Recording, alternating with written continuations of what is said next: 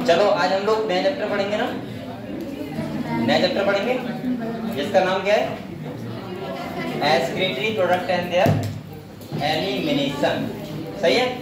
और अब आप लोग बेटा मेहनत करना स्टार्ट कर दो, ठीक है। और लुबना के सारा नंबर आए ये लड़की, ठीक है, तालियां। सही है। तो आप लोग देखो, जिसके जो अच्छे नंबर आए वो सोचे कि हमारे ऐसे नंबर आना चाहिए हर बार, ठीक है। और जिसके बेकार नंबर आए वो सोचे कि हम लोग थोड़ा ऊपर जाना चाहिए। तो आप लोगों को कॉम्पिटिशन करो, आप लोग 50 बच्चों में कॉम्पिटिशन करोगे तो थोड़ा अच्छा लगेगा। सही है। और लगभग में यहाँ पे कितने बच्चे हैं, 48 बच्चे हैं।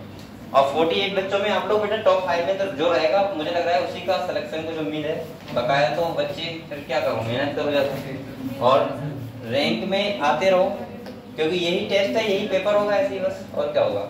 इसमें आप लोग 50 नंबर प्लस और मान लो अपने, अगर हम देखा जाए तो 20 क्वेश्चन जो ऐसे थे जो गड़बड़ थे, तो उससे 50 क्वेश्चन और नंबर और मान लो अपने, तो लगभग 50-60 ऐड करके हम लोग सोचो इतने नंबर आ रहे हैं आपके फर्स्ट टेस्ट में, ठीक है। कोशिश करना कि अगले टेस्ट में इससे भी ज्यादा नंबर आए, ठीक है, सभी बच्चे। और कल नहीं है, अगले सैटरडे को है, ठीक है। अब शेड्यूल मिलेगा शनिवार को, कल मंडे को आ जाएगा, ठीक है। फिर मैं बता दूंगा आपको कब टेस्ट है। लेकिन आप लोग टेस्ट से क्या मतलब बेटा, आप लोग तैयारी करो और तैयारी जारी रखो पूरी तरीके से। जैसे टेस्ट हो तुरंत आ जाओ टेस्ट देने, सही है, बिना तैयारी के। ये कोई 12th के बोर्ड के एग्जाम थोड़ा है कि कल पेपर है तो आज पढ़ेंगे शाम को, आपको तो डेली पढ़ना है, सही है। तो कुछ अच्छा रिजल्ट आएगा। बेटा ये बताओ, आप लोगों ने जो चैप्टर था, बोलो मतलब जो पीछे चैप्टर हम लोगों ने पढ़ा था जिसका नाम क्या था, जिसका नाम था बॉडी फ्लूइड एंड सर्कुलेशन।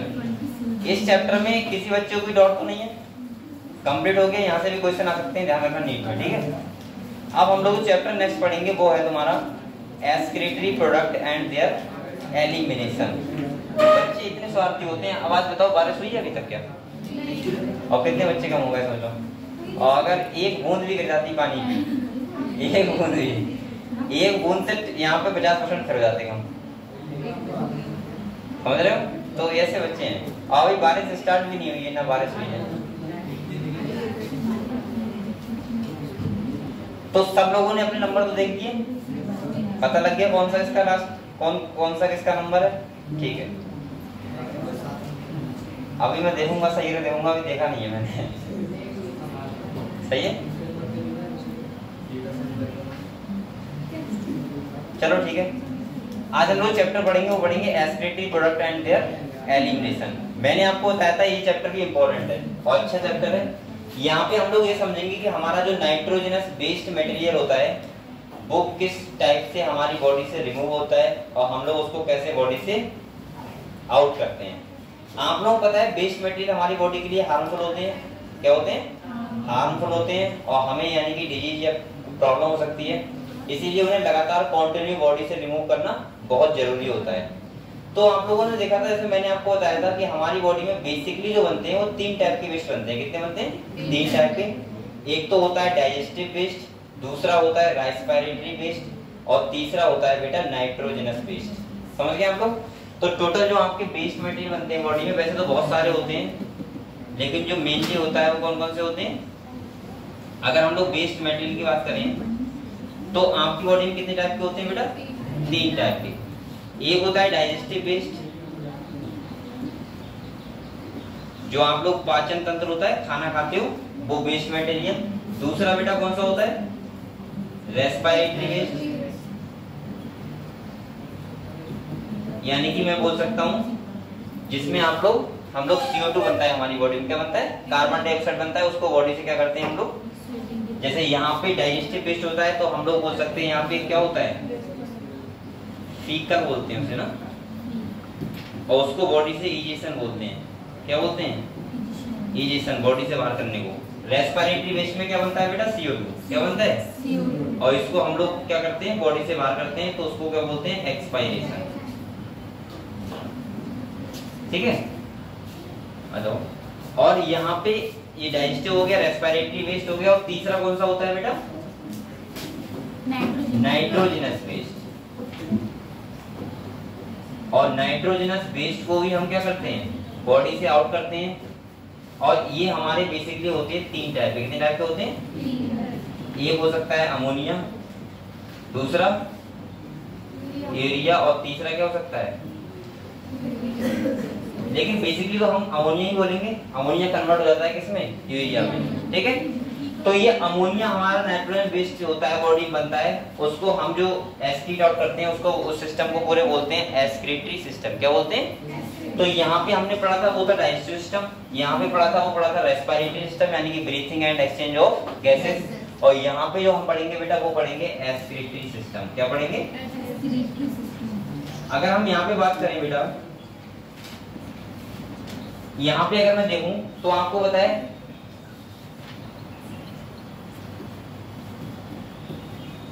एक चीज और समझो, यहाँ पे जो ऑर्गन इन्वॉल्व होते हैं उसे क्या बोल सकते हैं? एलिमेंट्री कैनाल बोल सकते हैं। क्या बोल सकते हैं? Alimentary canal. यहाँ पे कौन ऑर्गन इन्वॉल्व होता है? लंग्स। और यहाँ पे कौन होता है बेटा? हमारी किडनी। ठीक है, तो हम लोग यहाँ पे पढ़ेंगे कि किडनी कैसे होती है, उसका स्ट्रक्चर कैसा होता है, उसका फंक्शन कैसा होता है, और वो कैसे फंक्शन करती है। ये सब चीजें हम लोग आज के चैप्टर में पढ़ेंगे। इसका नाम क्या है बेटा? Excretory system and there elimination, यानी कि excretory product and there elimination. तो हमारी बॉडी में क्या क्या एक्सक्रीटरी प्रोडक्ट बनते हैं, नाइट्रोजनस वेस्ट कौन कौन से होते हैं, वो हम लोग पढ़ेंगे। ठीक है, किसी को लिखना है यहाँ पे? लिखो।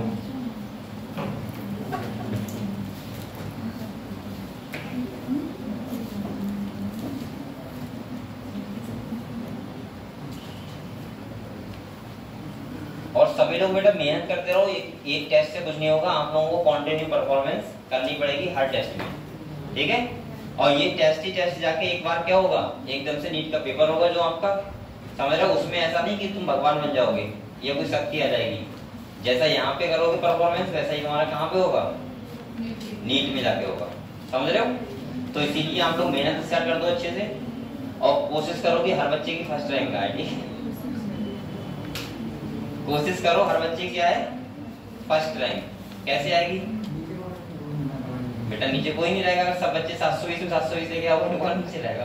सबकी फर्स्ट रैंक आएगी। फिर मैं यहाँ पे देखूंगा एज किसकी ज्यादा है, किसकी कम है। ठीक है,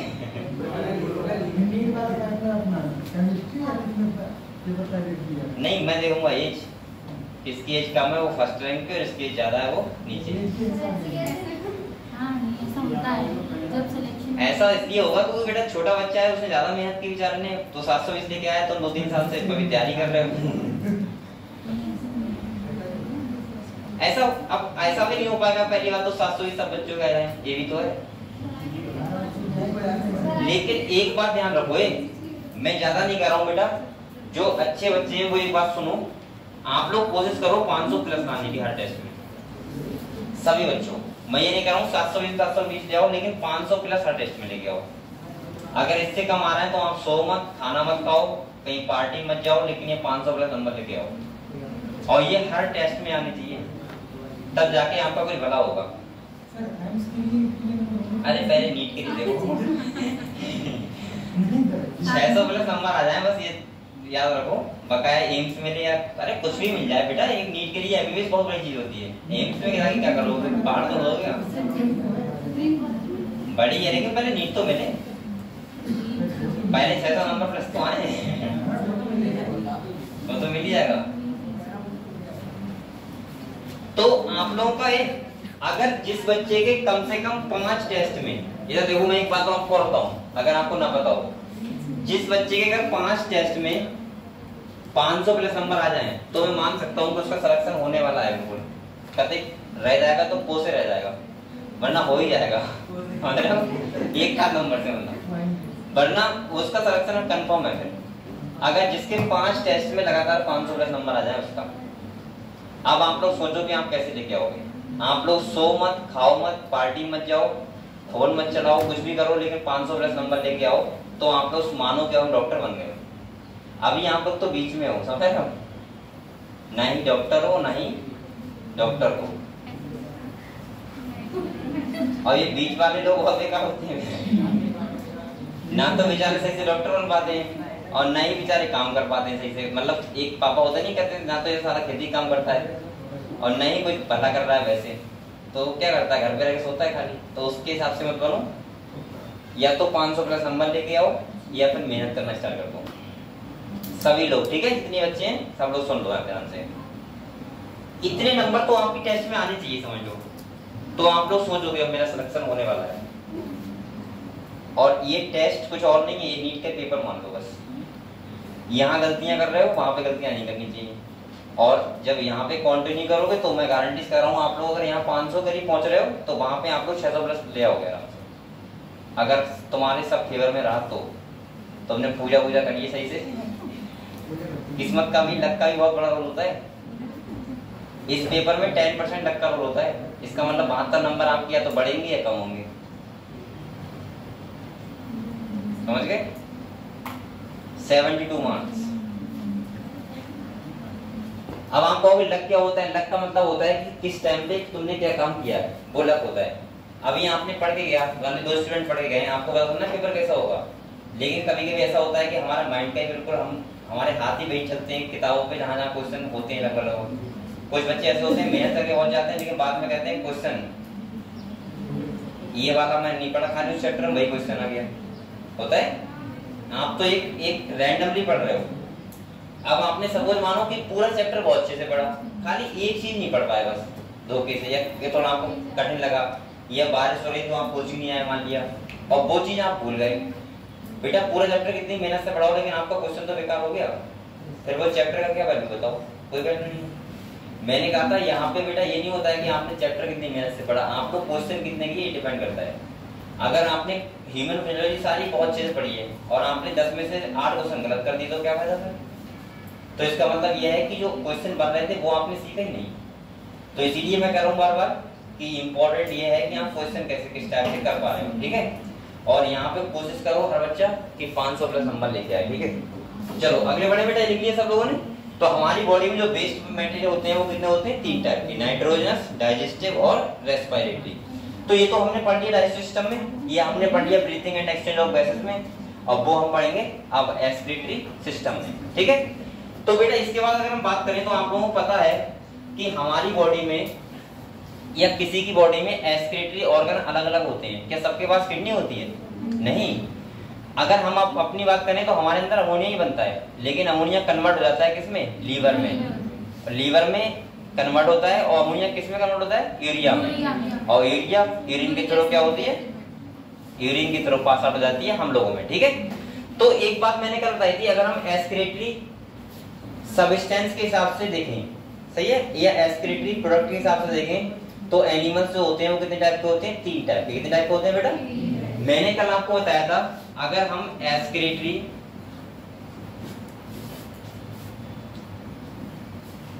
प्रोडक्ट के हिसाब से देखें तो मैंने कहा था कितने टाइप के होते हैं? 3 टाइप के। पहला जो होता है बेटा वो क्या होता है? अमोनिया। दूसरा क्या होता है? यूरिया। और तीसरा कौन सा होता है? Uric acid. अब यहाँ पे ये सब मैंने बताया था, मैंने कहा था अमोनिया को जो एक्सक्रीट आउट करेंगे अपनी बॉडी से, सही है, क्योंकि अमोनिया को एक्सक्रीट आउट करने के लिए बहुत ज्यादा वाटर की जरूरत पड़ती है, मैक्सिमम वाटर की। तो वो एनिमल्स होंगे जो अमोनिया का एक्सक्रीट करेंगे, उन्हें बोलते हैं अमोनोटैलिक। क्या बोलते हैं बेटा? अमोनोटैलिक एनिमल्स, ठीक है। इसके बाद जो एनिमल्स किसका करते हैं? यूरिया का, उन्हें क्या बोलते हैं? यूरियोटैलिक एनिमल्स, ठीक है। और तीसरा जो एनिमल्स किसका करते हैं? यूरिक एसिड का, उन्हें क्या बोलते हैं? यूरिकोटैलिक। ये बात समझ गए आप लोग? मैंने ये भी बताया था पहचान रखने का थोड़ा तरीका है, वैसे तो आप लोगों को अभी मैं लाइन पढ़ाऊंगा तो वहां पे इंपॉर्टेंट लिखूंगा। आप लोग सारे एक्वेटिक नहीं मान सकते, कुछ एक्वेटिक एनिमल होते हैं जो अमोनिया करते हैं, कुछ ऐसे भी होते हैं जो यूरिया करते हैं, ठीक है। तो यहाँ पे मैं लिख सकता हूँ मैक्सिमम वाटर, क्या लिख सकता हूँ? यानी कि जो हमेशा पानी में रहते हैं। अच्छा जो एक बात और सुनो, जो पानी में रहते हैं वो यूरिया का तो कर सकते हैं, लेकिन जो नहीं पानी में रहते हैं वो अमोनिया का नहीं कर सकते। ये बात समझे आप लोग? तो इसीलिए मैंने लिखा है यहाँ पे, क्या लिखा है बेटा? जो एनिमल्स मैक्सिमम वाटर में रहते हैं, सही है। दूसरा क्या होता है? Average water. एवरेज वाटर का मतलब क्या होता है? जैसे हम लोग, मतलब पानी की कमी भी नहीं है और पानी में रह भी नहीं रहा है, पानी की भी कमी नहीं है, ठीक है। और तीसरा कहाँ? जहाँ पे वाटर की कमी है, यानी कि लेस वाटर। तो इसका मतलब ये हुआ कि जो यूरिक एसिड का एस्टिरेट करते हैं वो कैसे पानी में रहते हैं, बहुत कम पानी होता है इसके पास। यूरिया करते हैं उनके पास कैसा होता है, एवरेज वाटर। और जो मैक्सिमम वाटर में रहते हैं उसका करते हैं अमोनिया का। अगर टॉक्सिसिटी की बात करें तो आप लोगों को पता होना चाहिए सबसे ज्यादा टॉक्सिक क्या होता है, अमोनिया। उससे कम टॉक्सिक क्या होता है, यूरिया। और उससे कम यूरिक एसिड। समझ गए आप लोग? चाहे आप लोग यहाँ लिख सकते हो अगले टॉक्सिसिटी। टॉक्सिसिटी का मतलब क्या होता है बेटा, जहरीला। सबसे ज्यादा क्या है, इसके बाद और इसके बाद। अच्छा आप लोगों को कितने बच्चों को यहाँ पे यूरिया का फॉर्मूला पता है? सुन लूंगा मैं, किस किस को पता है यूरिया का? तुम बताओ रिया। क्या? NH2CO NH2? अब रुक जाओ, ये सर मैं जिससे पूछूंगा वही बताएगा। अब तू बता बेटा, तो नाम क्या है तुम्हारा? आदर्श। ये बताओ इनमें से होता है, यही होता है, क्या होता है? NH2CO NH। ध्यान सुनना बेटा, इसके बाद कौन बताएगा? तो बताओ, प्रियांशी है, प्रियांशी बताओ। यही होता है, सही कह रहे हैं? मुझे नहीं पता, मैं तुमसे इसीलिए पूछ रहा हूँ, सही कह रही है? यही होता है, अच्छा सही है। अच्छा वो किसका होता है फिर, जिसमें 24 आता है नीचे? अरे वो एल्युमिनियम का नहीं होता, वो फिटकरी का होता है। फिटकरी का? अच्छा वो K2 है, वो क्या होता है? मैं सोच रहा था यूरिया का वही होता है क्योंकि वो मैंने बहुत मेहनत से कक्षा 8 में याद किया था। K2SO4Al2 का वोल्ट है 24H2 है, ठीक है? ठीक है तो ठीक है बेटा, ठीक है, ठीक सही कह रहा हूँ, ठीक है। मैं सोच रहा था वही होता है। चलो क्या देखो, ये बताओ, ये क्लियर हुआ? ये क्लियर हुआ? तो लिखो बेटा, इसको भी लिख लो कॉपी में कहीं पे, किताब पे। ये वैसे लिखा हुआ है, लिखना लिखो तो कोई बात नहीं, लिखोगे सर के? लिख लो, लिख लो। और आप लोग बेटा मेहनत करना स्टार्ट कर दो, मैं बार बार कह रहा हूँ। अभी भी आपके पास इतना टाइम है कि आप सिलेक्शन ले सकते हो, कोई भी बच्चा यहाँ पे जितने बच्चे बैठे हो। और जिसके पास सिलेक्शन लेने की अगर काबिलियत है उसका नहीं हो पाया तो फिर क्या फायदा। और आप लोग मैं कह रहा हूँ टेस्ट का बस एक ही ध्यान रखना, 500 नंबर लेके आना हर टेस्ट में। इतनी मेहनत करो, चाहे आप खाना मत खाओ, कॉलेज मत जाओ, या आप लोग शादी में मत जाओ किसी के। और ये कॉलेज जाने की प्रॉब्लम कितने बच्चों को है? तुमको है या नहीं जाना है? मैम से बात करना, कहना अगर वो ना माने तो मैं पोस्ट मास्टर से बात करवा दूंगा मैडम की, ठीक है? ये बात कर लेंगे। मैं खुद निकल कर आई हूं, मैम बोली हां चलो हम थोड़ी लोग बैठ जाओ। वो मतलब ना तो उनसे कहना सर से हमारी बात कर लो, वो बात कर लेंगे आराम से, और फिर तुम्हारे लिए वो नहीं रोकेंगे बात। बना तुम्हारे कॉलेज के प्रिंसिपल से बात कर लेंगे, राम रॉयल पढ़ती हो ना, प्रिंसिपल मैम से बोला मैम नहीं कोचिंग नहीं जा रहे, हम क्या करें, जो नियम से हो रहा है वो होगा, जाओ तुम बैठो क्लास में जाके। क्योंकि आप लोग बीएससी तो कर रहे हो, ये बहुत बड़ी डिग्री नहीं है कि आपको बहुत रोज कॉलेज जाना है। उनको तो उससे मतलब है ना कि बच्चा परफॉर्म कैसे कर रहा है टेस्ट में या पेपर में, वो आपका बहुत अच्छा होगा, मुझे पक्का पता है। जूलॉजी बॉटनी होगा ना उन पे? क्या है अभी कौन सा बीएससी चल रहा है? Third semester. सेमेस्टर। अच्छा फिफ्थ सेमेस्टर में आता है। तो सही है, तुम्हारा तो अच्छा परफॉर्मेंस होगा, तुम्हारा भी सही होगा स्कूल में, कॉलेज में। तो आप लोग ऐसा करो, अगर कोई वो हो तो मैं बात कर लूंगा उनसे, ठीक है? आप मैडम बात करवा लेंगे या वो प्रिंसिपल से बात कर लेंगे सर जी। और तुम्हारा कॉलेज वाले लोगों की नहीं, फिर आराम से आना, जाना आराम से आना, क्योंकि वो कहते हैं कि बच्चे नहीं तैयारी कर रहे हैं और अच्छे बच्चे पढ़ने में, तो क्यों तुम बीच में बाधा डाल रहे हो?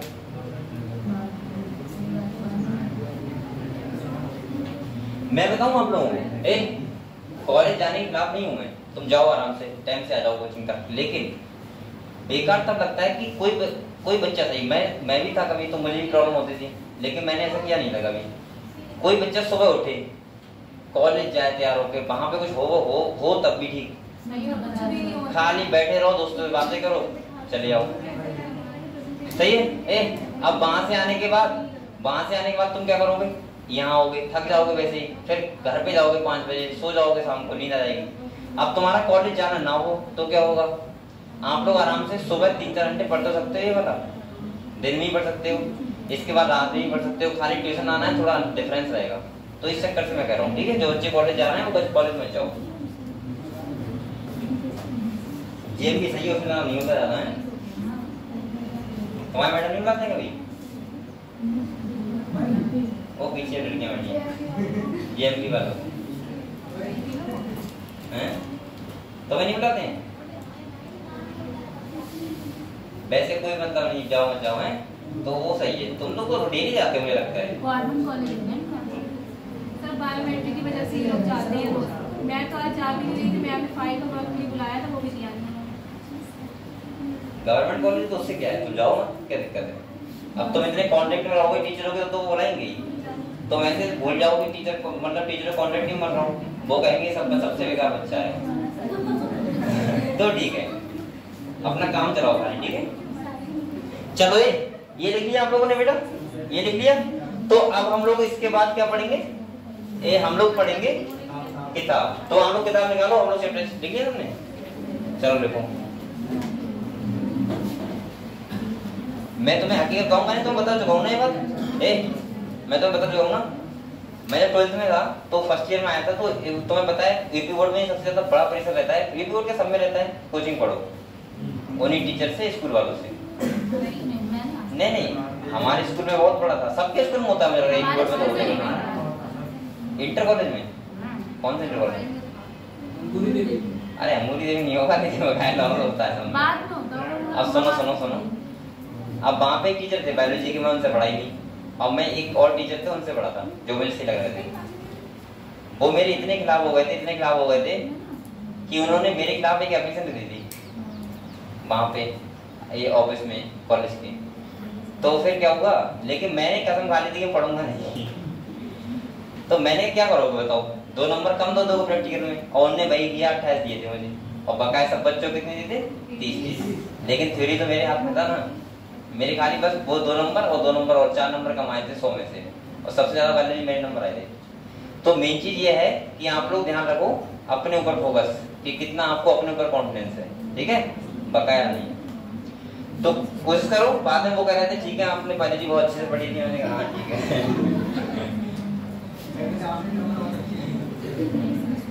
समझ रहे हो प्रेमपाल, तो बड़े टाइम से आ जाएगा जब। तो ये आप लोगों ने लिख लिया। चलो अगले, अब आप किताब निकालो बेटा, ठीक है, थोड़ी देर किताब पढ़ते हैं, इसके बाद अगले पढ़ते हैं।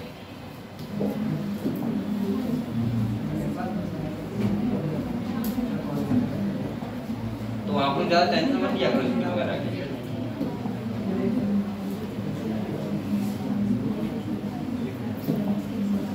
आज हम लोग ये चैप्टर पढ़ेंगे जिसका नाम क्या है बेटा, excretory product and there elimination. ठीक है, एलिमिनेशन का मतलब क्या होता है, बॉडी से रिमूव करना। सही है। आप लोग पेंसिल लेके बैठा करो या पेन लेके बैठा करो तो हिंदी लिखते रहा करो, अगर मैं कुछ बोलता हूँ तो आप लोग समझते तो रहते हो। एलिमिनेशन का मतलब क्या होता है, बॉडी से रिमूव करना। चाहे लिख लिया करो ऐसे करके, बॉडी से रिमूव करना, बस ऐसे लिख लिया करो, जिससे आपको अच्छा भी लगेगा पढ़ते हुए, जब भी पढ़ोगे तो। दूसरा समझो, एक्सक्रीटरी प्रोडक्ट कौन कौन सी है, तो मैंने बताया था एक है बेटा क्या, अमोनिया, दूसरा कौन है यूरिया, और तीसरा कौन सा है, यूरिक एसिड। तो 3 तुम्हारे क्या है, एक्सक्रीटरी प्रोडक्ट है। समझ गए आप लोग। तो इसके बारे में पढ़े। तो यहाँ पे देखो लिखा है एनिमल्स एक्यूमुलेट अमोनिया, यूरिया और क्या है बेटा, यूरिक एसिड। जो एनिमल्स की बॉडी में बनते हैं, कार्बन डाइऑक्साइड हो गया, water and ions like sodium, potassium, chloride, phosphate, sulphate, etc। ठीक है, ये क्या होते हैं, किसी भी एनिमल्स की बॉडी के अंदर एक्यूमुलेट मतलब होता है इकट्ठे होते हैं। सही है। अगले कह रहा है आइदर बाय मेटाबॉलिक एक्टिविटी और by the other means like excess injection, these substance have to be removed totally और पार्शियली। जो ये यहाँ पे हैं जितने भी ये, तो इसमें से कुछ कैसे होते हैं, हार्मफुल होते हैं। क्या होते हैं, हार्मफुल। जैसे CO2 कंसंट्रेशन बढ़ेगी तो हमारी बॉडी के लिए हार्मफुल होगा। अगर डाइजेस्टिव वेस्ट को हम रिमूव नहीं करेंगे तब भी हमारे लिए क्या होगा, नुकसान होगा। ऐसे ही नाइट्रोजनस वेस्ट जो बनते हैं उनके लिए भी क्या होता है, अगर बॉडी में रहेंगे तो क्या रहेगा, नुकसान रहेगा, हार्मफुल होगा हमारे लिए। तो इसीलिए हमें क्या करना पड़ता है, टोटली या पार्शियली बॉडी से रिमूव उन्हें करना पड़ता है। कह रहे in this chapter you will learn the mechanism of elimination of this substance with special emphasis on common nitrogenous waste. यहाँ पे हम लोग इस चैप्टर में ये पढ़ेंगे कि नाइट्रोजनस वेस्ट को हम बॉडी से कैसे करके एलिमिनेट करें, बॉडी से कैसे करके बाहर निकालें, यानी कि कौन कौन से, अमोनिया, यूरिया और यूरिक एसिड। अगले कह रहे हैं ammonia, urea and uric acid are the major form of nitrogenous waste excreted by the animals. यानी कि मैं बोल सकता हूँ यहाँ पे ये कह रहा है कि जो एनिमल्स होते हैं वो 3 टाइप के नाइट्रोजनस वेस्ट मटेरियल को बॉडी से क्या करते हैं, एक्सक्रीट करते हैं, या तो अमोनिया को, या यूरिया को, या फिर यूरिक एसिड को। अगर उनके पास बहुत पानी है तो इसका मतलब अमोनिया को, अगर थोड़ा कम पानी है तो यूरिया को, और सबसे कम पानी है तो किसका, यूरिक एसिड को। अगले कह रहा है ammonia is the most toxic. मैंने बताया था सबसे ज्यादा क्या होता है, जहरीला होता है, और कह रहा है form and require large amount of water. और इसको बेटा बॉडी से रिमूव करने के लिए हमें बहुत ज्यादा पानी की जरूरत पड़ती है। कह रहा है for its elimination whereas uric acid being the least toxic. और यूरिक एसिड क्या होता है, सबसे कम जहरीला होता है, और कह रहा है can be remove with the minimum loss of water. Clear है इतना? मैंने कहा यहाँ पे अमोनिया जो होता है वो सबसे ज्यादा जहरीला होता है, और उसको बॉडी से रिमूव करने के लिए सबसे ज्यादा वाटर की जरूरत पड़ती है। और जो यूरिक एसिड होता है वो सबसे कम जहरीला होता है, और उसको बॉडी से रिमूव करने के लिए सबसे कम पानी की जरूरत पड़ती है। यहाँ तक क्लियर है बेटा? अगले देखो, अब ये पता है चैप्टर स्टार्ट हो रहा है और ये बच्चे आ रहे हैं, फिर बाद में कंफ्यूज होते हैं क्या चल रहा है, ये फिर बेकार लगता है। अगले कह रहा है process of excreting ammonia is ammonotelism. अब ये क्या कर रहा है, जो अमोनिया का एक्सक्रीट करते हैं उन्हें क्या बोलते हैं, अमोनोटैलिन। उस प्रोसेस को और एनिमल्स को क्या बोलते हैं, अमोनोटैलिक एनिमल्स। कह रहा है अब यहाँ पे डर जो मैं करवा रहा हूँ, ध्यान सुनो। कह रहा है मेनी बॉनी फिश, कौन सी फिश बेटा, बॉनी मतलब जिनका एंडोस्केलेटन किसका होता है, बोन्स का, यानी कि जो मैरीन और फ्रेश वाटर दोनों होती हैं, ध्यान है आपको, ठीक है। दूसरा कह रहा है एक्वेटिक एम्फीबियंस। एम्फीबियंस का मतलब क्या होता है बताओ, जो टेरेस्ट और यानी कि पानी दोनों में रह सकते हैं, स्थल और जल दोनों में रहते हैं, उनको क्या बोलते हैं, एम्फीबियंस। एंड कह रहा है aquatic insect are ammonotelic in nature. एक बात आपको और बताऊं बेटा, मैं आप लोग जरूर ये बात ध्यान रखा करो कोई भी टॉपिक पढ़ने से पहले, कि जो एग्जाम्पल और जो एनसीईआरटी ने बोल दिया वही अटल सत्य है। नीट में क्वेश्चन वहीं से आएगा। अब यहाँ पे इसने बोल दिया, ऐसे नहीं बोलेगा वो ऑल एक्वेटिक एनिमल, तो ऑप्शन गलत होगा, वो ध्यान रखना।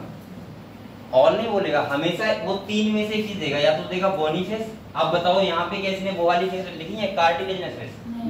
तो आप लोग अब ये चक्कर मत रहे ना कि cartilaginous fish ammonia ammonotelic nature की होती है। आपको ध्यान वही रखना है जो एनसीईआरटी में लिखा हुआ है, समझ गए आप लोग? इसीलिए एनसीईआरटी की एक लाइन बहुत ध्यान से आपको पढ़नी है।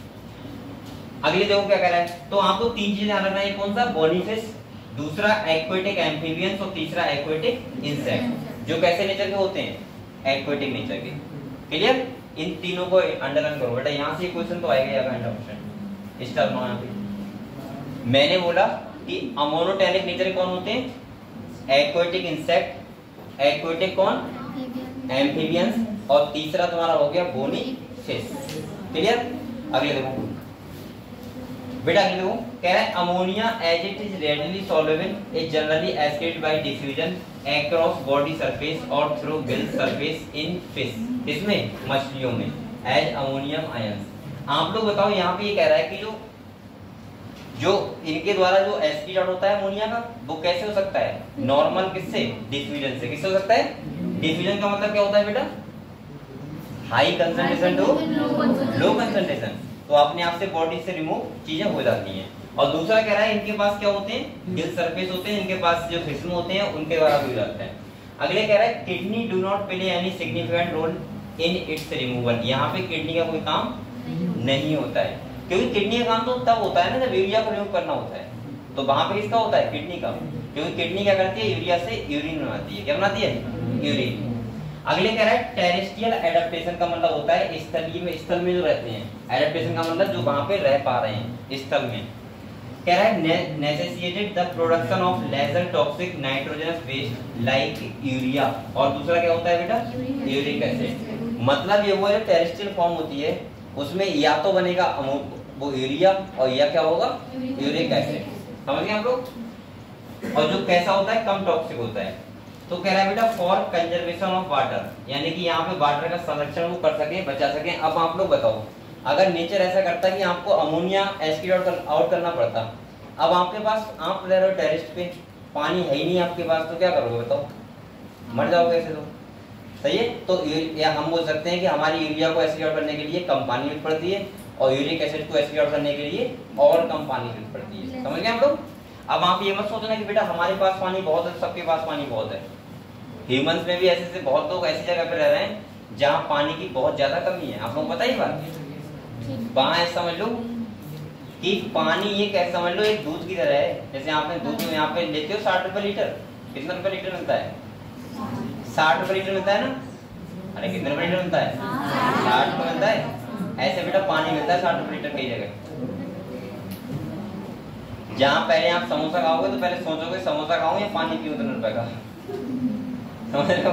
और ये हाल ज्यादा दूर नहीं, कानपुर में है क्या? मैंने आपको बहुत बताया, मैं कानपुर आता तो बहुत प्रॉब्लम हुई थी।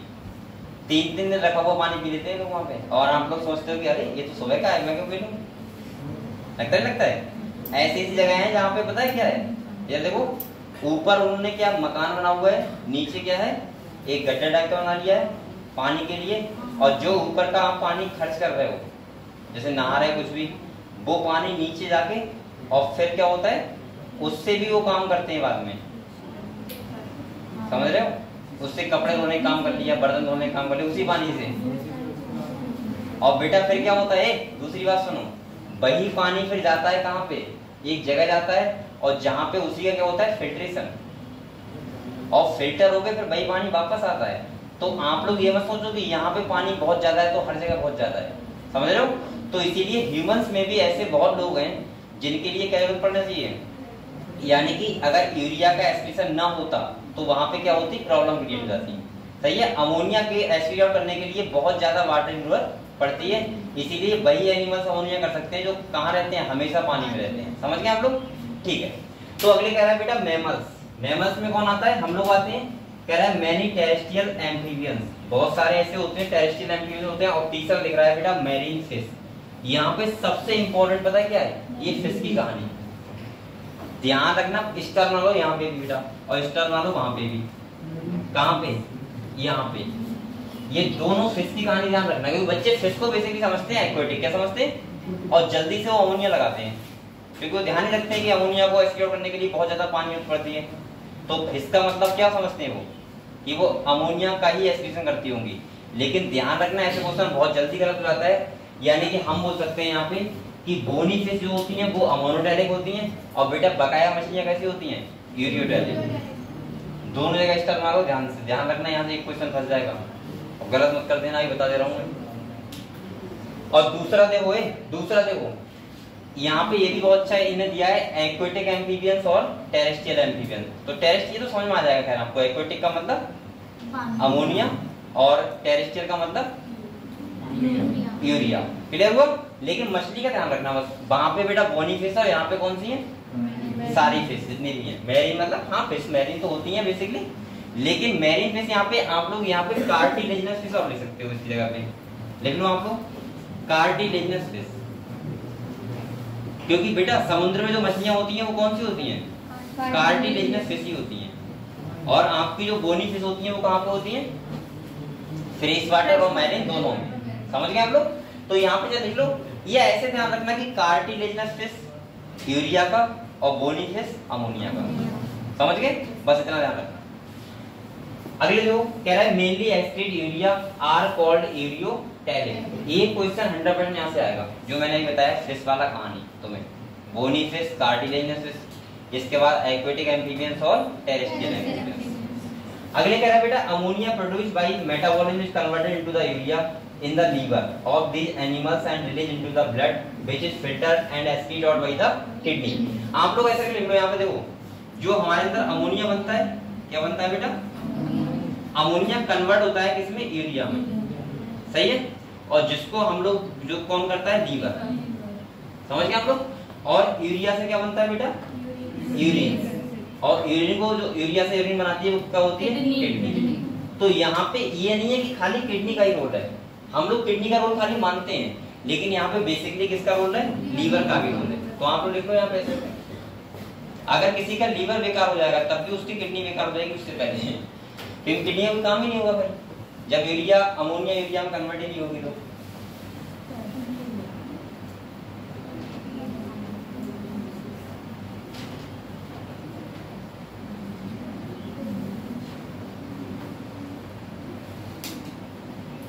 यही कारण होता है, आपने गांव में देखा होगा बेटा, जो तालाब किनारे खेत होते हैं, तालाब किनारे जो गांव का पूरा पानी जो है वाटर वेस्ट वाटर है जो, वो सब एक तालाब में जाता है, और उस तालाब के पास जो खेत होता है वो उसमें खेती बहुत अच्छी होती है, क्योंकि वहां पे यूरिया फ्री का मिलता रहता है। नहीं समझ रहे वहां पे होता है, नहीं वहां पे गन्ना वगैरह या गेहूं दान बहुत अच्छा होता है, सब लोग जानते होंगे ये बात। पानी तो लगाते हो लेकिन बेटा यूरिया का मात्रा उसमें कंप्लीट रहता है क्योंकि पूरे गांव का एरिया वहीं जा रहा है, तालाब में उस खेत में जाता है। ऐसे ही आपने देखा उस तालाब किनारे गन्ना खाना आप लोग, वो भी अच्छा नहीं लगेगा आपको। देखो क्या करना है, इधर देखो, यानी कि उसने खा के देखा है, समझ गए? तो तुम गन्ना मत खाया करो उस तालाब का, ठीक है?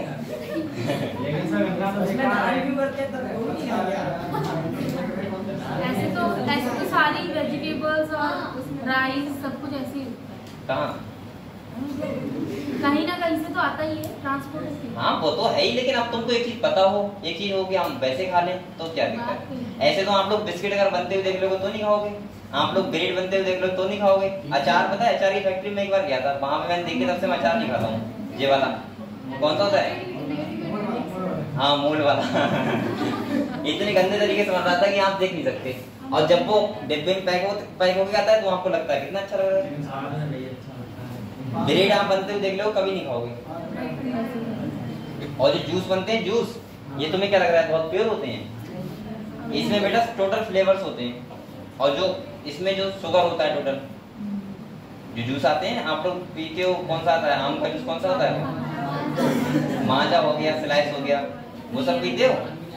उसमें पता है बोतक मिलाया जाता है, जो क्या होता है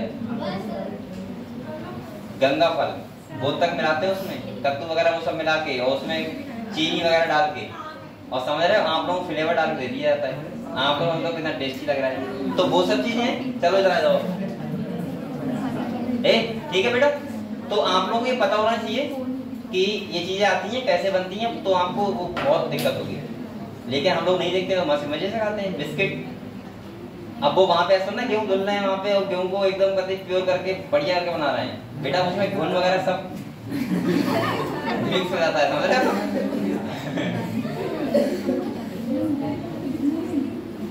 ठीक है बेटा, इधर आ जाओ। अगले हाँ आप होटल, अच्छा होटल में खाना खाते हैं वहां का वो देखते हैं करके, आप घर पे थोड़ा खाना बनाते हो देख लेते हो, चावल देख लेते हो, आप लोग सब्जी देख लेते हो। अब आपको पता है आप फूल गोभी बन रहे हो, उसमें कितना क्या है, कीड़े हैं, नहीं देखते ना, वो तो खाली काटा बना दिया बस। और आप लोग जो घर पे होते हो तो उसको देखते हुए करके, तो डिफरेंस होता है, बहुत सारा डिफरेंस होता है। अगले देखो, एक correct some amount of urea may be retain in the kidney matrix of some of these animal to maintain a desired osmolality. ऐसा नहीं कि सारी यूरिया फिल्टर हो जाती है, कुछ यूरिया हमारे ब्लड में भी रहती है, इससे हमारा जो ब्लड होता है उसकी ऑस्मोलिटी क्या रहे, बनी रहे। ऑस्मोलिटी जानते हो आपको क्या होता है? ऑस्मोलिटी का मतलब होता है सांद्रता, और सांद्रता का मतलब होता है कंसंट्रेशन। कंसंट्रेशन का मतलब होता है जैसे एक शरबत है, क्या है, एक पानी है, तो शरबत की कंसंट्रेशन क्या होगी, ज्यादा, किससे, पानी से। समझ गए आप लोग? ऐसे ऑस्मोलिटी बताऊंगा मैं आपको कि नाइट्रिक फैटी होता है, और उससे जो यूरिन होता है उसकी ऑस्मोलिटी क्या होती है, हमेशा ज्यादा होती है, और 4 गुना ज्यादा होती है। यानी कि यूरिन जो होती है वो हमारे नाइट्रिक फैटी से 4 गुना कैसी होती है, डायलेट, वो हम बात करेंगे अगले। ठीक है, अगले देखो यहाँ पे क्या है बेटा, रेप्टाइल्स वर्ड्स। अब देखो यहाँ पे रेप्टाइल का नाम आ गया, खाली चिड़िया नहीं, रेप्टाइल्स भी। कह रहा है land snake and insect excrete nitrogenous waste are uric acid in the form of pellet और पेस्ट। पेस्ट का मतलब होता है जहाँ पे पानी ही नहीं होगा, आपको लगेगा ये यूरिन नहीं है, पता नहीं क्या है। पेस्ट मतलब जानते हो, अरे वो फॉर्म जो पेस्ट करते हो हम लोग, ठीक है। इसे देखो, with the minimum loss of water and are called uricotelic animals.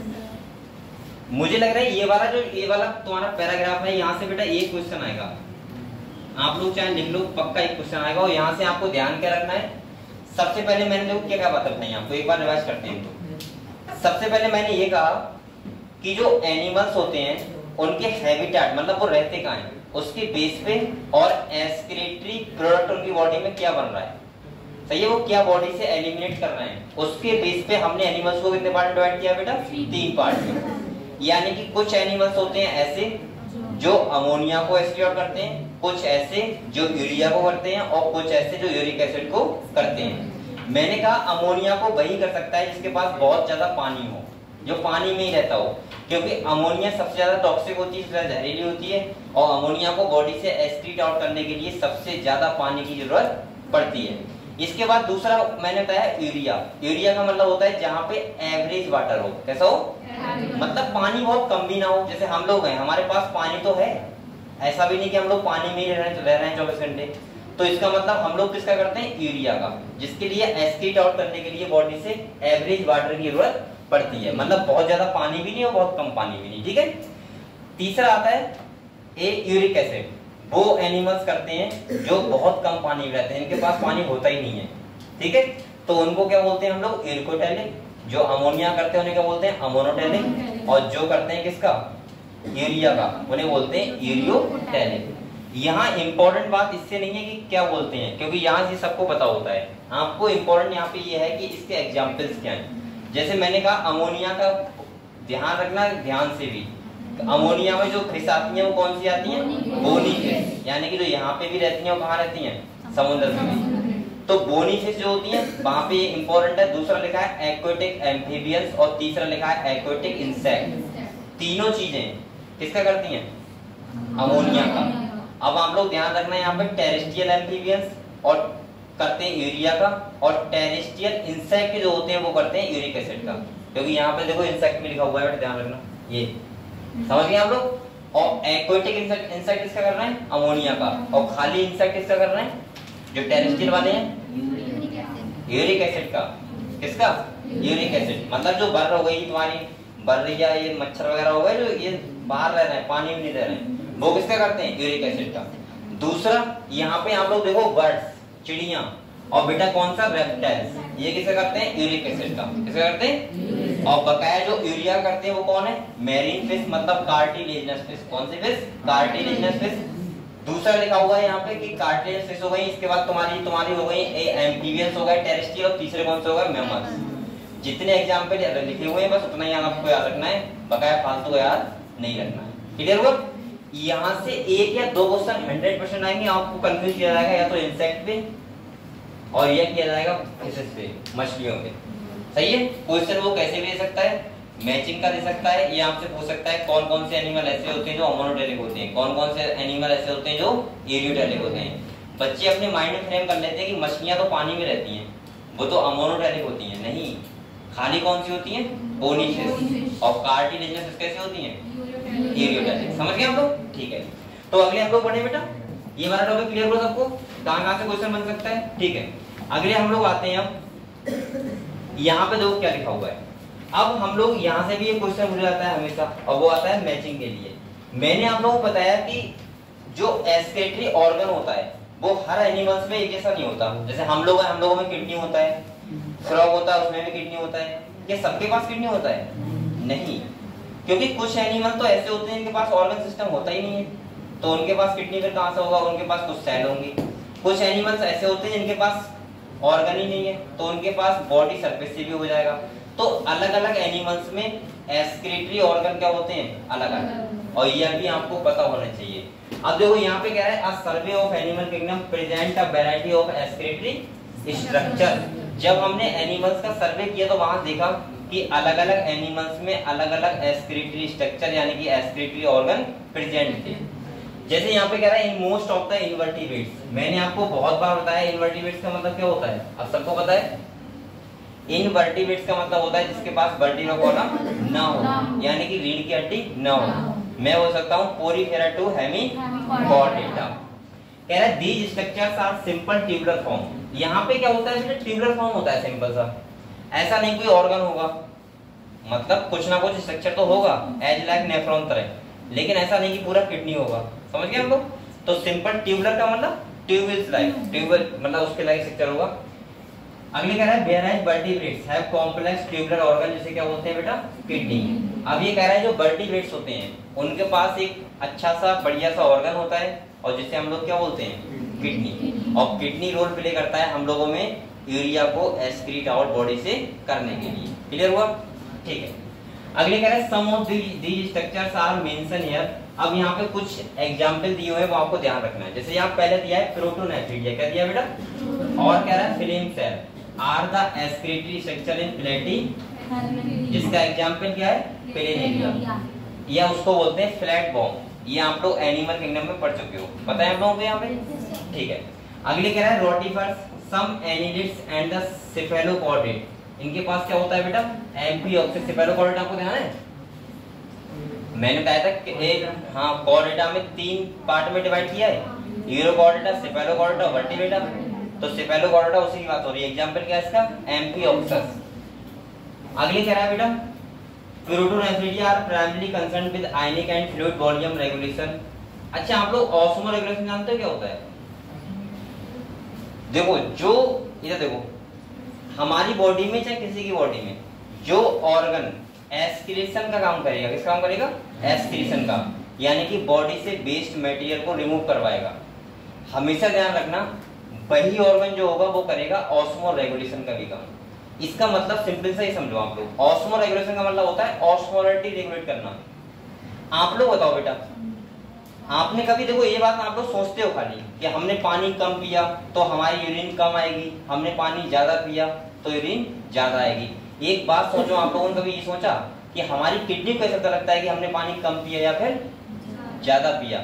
आप लोग बताओ बेटा, अगर सपोज मानो कि आपने आज पानी कम पिया तो वो तो आपने कम पिया है ना, किडनी तो एक पैसिव प्रोसेस से अपना वो काम कर रही है लगातार। उसे कौन बताता है कि बेटा क्या होता है कि तुमने पानी कम पिया है?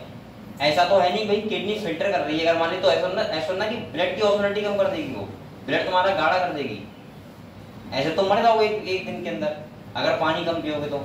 लेकिन हमारी ब्लड की जो ऑस्मोलिटी होती है वो सेम रहती है बिल्कुल, यानी कि हमारा ब्लड जितना डायरेक्ट होता है या जितना कंसंट्रेट होता है वो सेम रहता है, चाहे आप पानी ज्यादा पियो या फिर कम पियो। इफेक्ट पड़ता है खाली हमारी यूरिन पे। अगर आप पानी कम पियोगे तो यूरिन कम पास आउट होगा, आप लोग पानी ज्यादा पियोगे तो यूरिन पास आउट ज्यादा होगा। तो किडनी के पास क्या होता है, किडनी के पास मैकेनिज्म होती है। यहाँ पे 2-3 हार्मोन होते हैं जो एक्ट करते हैं। जैसे मैंने आपको बताया तो नहीं था, बता रहा हूँ, अगले बताऊंगा। जैसे एल्डोस्टेरोन हो गया, कौन सा हो गया, दूसरा होता है वैसोप्रेसिन जिसको बोलते हैं एडीएच, एंटी डाययूरेटिक हार्मोन। तीसरा एक और होता है रेनिन। जो 3 या 4 हार्मोन होते हैं जो किडनी पे एक्ट करते हैं, और उससे ये तभी तो हम कहते हैं हमारी किडनी ऑटो रेगुलेट होती है। ऑटो रेगुलेट का मतलब है जो अपने आप से रेगुलेट हो, खुद से रेगुलेट हो। मतलब आपको ऐसा नहीं करना है कि आप किडनी से कहोगे भी मैंने पानी आज कम पिया है, कम बनाओ, ऐसा तो नहीं है ना। हमारी किडनी अपने आप से ऑटो रेगुलेट होती है, लेकिन हमारे ब्लड की जो ऑस्मोलिटी होगी वो सेम रहेगी। अगर मान लिया आपका जो ब्लड है उसकी ऑस्मोलिटी 300 मिली ऑस्मोल है, कितनी है बेटा? और ये तो आपको बताया जो हम पानी पीते हैं वो कहाँ मिल रहा है, हमारे ब्लड में जाके। कहाँ मिल रहा है? ब्लड में जाके। तो आप पानी चाहे कम पियो चाहे ज्यादा पियो, आपके ब्लड की ऑस्मोलिटी 300 मिली ऑस्मोल ही रहेगी। समझ गए आप लोग? तो ये क्या हो गया, ऑस्मो रेगुलेशन। और वो कौन रेगुलेट कर रहा है हमारी बॉडी में? किडनी। तो जिस बॉडी में जो एक्सक्रीटरी सब्सटेंस को क्या करेगा, एलिमिनेट करवाएगा, वही क्या काम करेगा बेटा, ऑस्मो रेगुलेशन का, यानी कि ऑस्मोलरिटी का ध्यान रखने का। समझ गए आप लोग? क्लियर हुआ? ठीक है। अगले मैं आपको इसको और डिटेल में पढ़ाऊंगा, आपको बताऊंगा इस चैप्टर में कि कैसे करके क्या होता है। क्योंकि बेटा जो किडनी होता है, जब किडनी हमारे ब्लड को फिल्टर करता है और उसमें से क्या करता है, यूरिया को लेके आता है, तो वहां पे पैसिव प्रोसेस होता है, एक्टिव नहीं होता है, वहां पे एनर्जी नहीं लगती, वहां पे खाली एक प्रेशर का ग्रेडियंट होता है बस। उसकी वजह से क्या होता है, नेफ्रिक फिल्ट्रेट बनता है, यूरिन बनती है। अगर सोचो बेटा आप लोग कम पानी पियोगे, वहां पैसिव प्रोसेस हो रही है, मतलब अपने आप हो रही है। अगर वहां हार्मोन ना हो, यानी कि हार्मोनल सिस्टम ना हो, एक्टिवेट ना हो, तो आपका बेटा 1 घंटे के अंदर पूरा ब्लड यूरिन के थ्रू पास आउट हो जाएगा, पूरा ब्लड। क्योंकि वहां एक पैसिव प्रोसेस है, वहां पे एक्टिव प्रोसेस नहीं है कि वहां पे कुछ ऐसा है कि वो बताएगा कि वहां पे एक कि भाई अब ब्लड आने लगा, रहने दो। वो तो एक अपने आप से बना रहा है हमारा एक नॉर्मल सा स्ट्रक्चर होता है वो बनता रहता है, ठीक है। तो इसका मतलब ये हुआ कि हमारी किडनी कैसे होती है, ऑटो रेगुलेट होती है और जो अपने आप से यानी कि पूरा सब कुछ क्या करती है, ध्यान रखती है।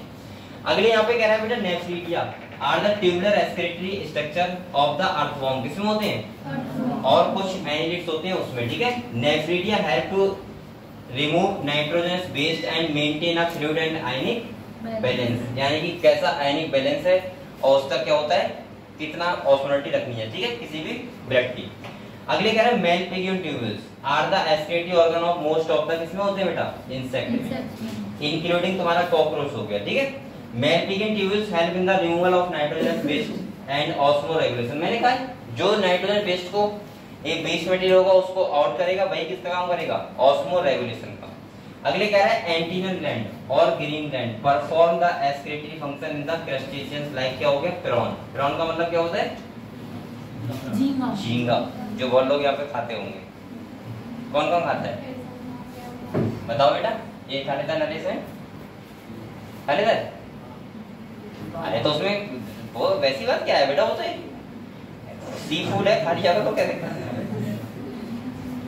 अरे तुम लोगों में से उसका भी उनका भी चेला है, बोले बाबा का कौन चेला है? अरे मैंने किसी गले में देखा है लोग। अच्छा ये है, कौन है? अच्छा तो ठीक है, ऐसा होता है, बोले बाबा का चेला होता है वो ये सब चीजें नहीं खाता है, ठीक है, इंसेक्ट वगैरह होगा ये सब। तो प्रॉन तो यहाँ बहुत लोग खा लेते होंगे, और भी अच्छे खा लेते होंगे, नहीं खाते हो? देखा नहीं, इसे दिखा देना, एक दिन टिफिन में ले आना, उसको दिखा देना। चलो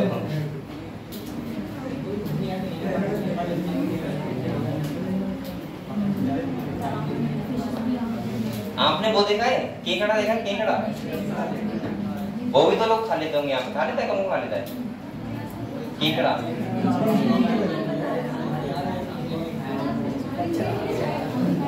और बेटा वो जो मेढक का लेग होता है वो भी लोग खा लेते हैं, ठीक है। चलो कोई बात नहीं, ये बायोलॉजी का पोर्शन है जो आपको बता रहा हूँ बेटा। ये स्टेटमेंट में आ जाएगा, ध्यान रखना। आपने जब पढ़ा था कौन सा, स्ट्रक्चरल ऑर्गेनाइजेशन इन एनिमल्स, तो वहां क्या लिखा था बताओ, अगर आपको ध्यान हो सही तो। ये फ्रॉग का जो लेग होता है वो किसके रूप में होता है, फूड के रूप में लिखा था वहां पे, सब लोगों को ध्यान है। तो फिर ऐसे क्यों कर रहे हैं गधो, जब है सब सिलेबस में है तो क्या दिक्कत है उसमें। चलो ये तुम्हारा बेटा क्या है, अब इधर आ जाओ, ये तुम्हारा क्या है, किडनी, क्या है, किडनी। अब आप लोग बेटा इधर देखो, थोड़ी देर देखो, किडनी का सिंपल सा मतलब समझो। मैं ऐसे बोल सकता हूँ गुच्छा ऑफ नेफ्रॉन, क्या होती है किडनी। जैसे मैंने बोला था गुच्छा ऑफ एल्वेलाई क्या होता है, लंग्स। ऐसे गुच्छा ऑफ नेफ्रॉन क्या होता है बेटा, किडनी। किडनी कुछ नहीं है, किडनी का मतलब है कि वहां पे एक सेल होते हैं, बोलते हैं नेफ्रॉन, क्या होते हैं। और ये नेफ्रॉन क्या करते हैं, फंक्शंस करते हैं। नेफ्रॉन ही क्या कर रहे हैं, स्ट्रक्चर दे रहे हैं। नेफ्रॉन जो फंक्शन करेंगे बस उसके ऊपर एक मेम्ब्रेन लगा दो, एक 10-15 लाख नेफ्रॉन मिला के एक मेम्ब्रेन लगा दो, वही क्या बन गई, किडनी। अब आप लोग एक बार बताओ मुझे, किडनी का काम क्या होता है। सिंपल सा ये काम होता है किडनी का कि अपने ब्लड को फिल्टर करना और वहां से यूरिन को बनाना, यही तो होता है। यानी कि यूरिया को क्या करना, ब्लड से बाहर निकालना, यही तो है बस किडनी का फंक्शन। अब आप लोग ये बताओ, अगर एक किडनी कम हो जाएगी तो क्या होगा, एक ही किडनी पूरा काम करेगी, एक किडनी भी काम कर लेगी। अरे हम तो आईफोन के लिए बहुत कर रहे थे ना, तो इसलिए सोच रहा हूँ कैसे बताऊँ। ये देखो तो आप लोग ये बताओ बेटा, अगर एक किडनी कम होगी तो दूसरा किडनी वर्क कर लेगी क्या, कर लेगी आराम से। अभी आपको ध्यान होगा लालू यादव जी है, कौन है, उनकी लड़की ने उन्हें किडनी डोनेट किया है, तो वो भी तो एक किडनी पे रह रहे हैं। तो इसका मतलब यह है कि किडनी का मतलब इतना होता है खाली यूरिया से वो यूरिन का बनाना। तो किडनी, अब बेटा किडनी ऐसा तो है नहीं घर पे बना लेंगे। अभी अगर तुमसे कहा जाए कि हम तुम्हें 10 लाख रुपए देंगे, किडनी दे दोगी क्या, नहीं दोगी, 10 लाख का 20 लाख नहीं दोगी। नहीं देंगे सर, क्यों देंगे। अब बेटा हम लोग कह रहे हो, अगर गवार हो जाएगा तो कहेंगे पागल हो गया, क्यों देगा किडनी, नहीं देखो। चलो बेटा पढ़ लेते हैं, थोड़ी देर पढ़ लेते हैं। ठीक है ठीक है।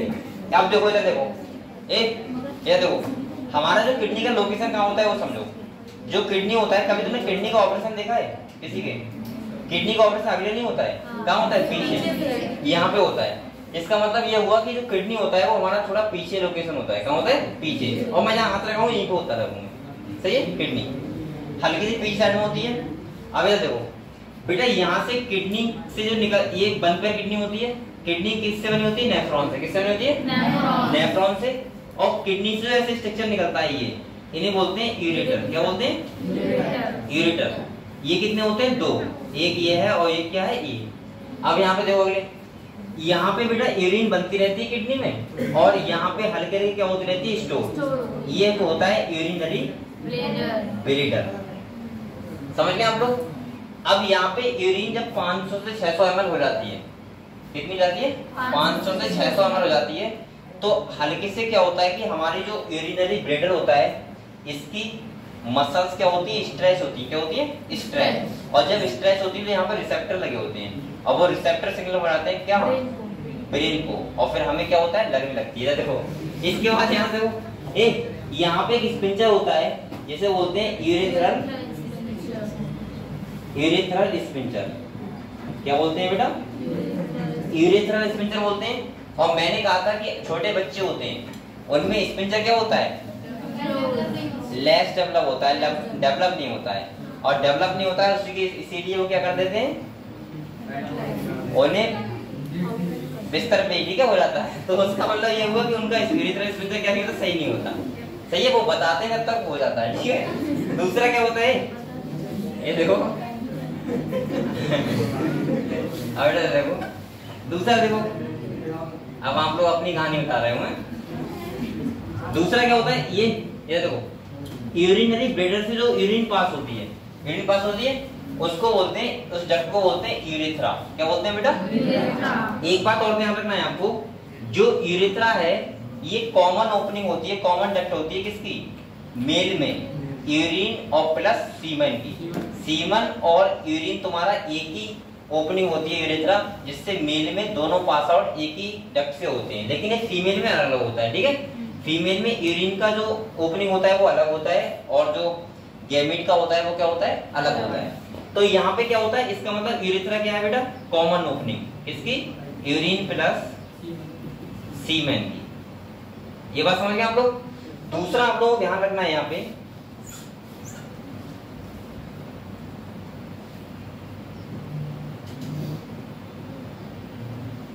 और इसकी ओपनिंग को बोलते हैं यूरेथ्रा के, इसका नाम होता है यूरेथ्रल मीटस। क्या बोलते हैं?